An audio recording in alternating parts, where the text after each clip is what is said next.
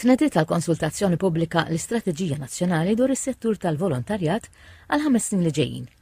L-istrateġija hija msejsa fuq 4 pilastri: l-inklużjoni, ir-rikonoxximent tal-volontarjat, l-appoġġ għall-organizzazzjonijiet volontarji u investiment fis-settur.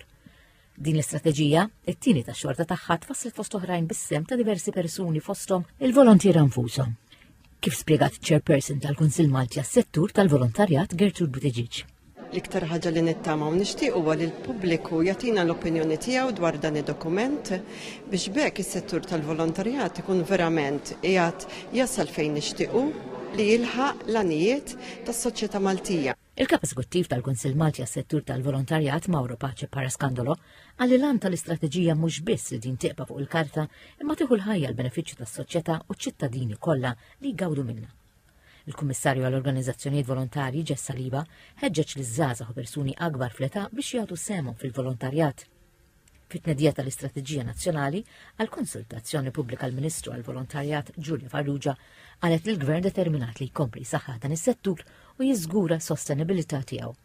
Spjegat li l-istrateġija ġdida se ssaħħaħ l-infrastruttura tal-volontarjat tagħti aktar opportunitajiet lill-volontiera kollha u tiżgura li l-kontribut tagħhom ikun rikonoxxut. Il-konsultazzjoni pubblika se tibqa' miftuħa sal-25 ta' April li ġej.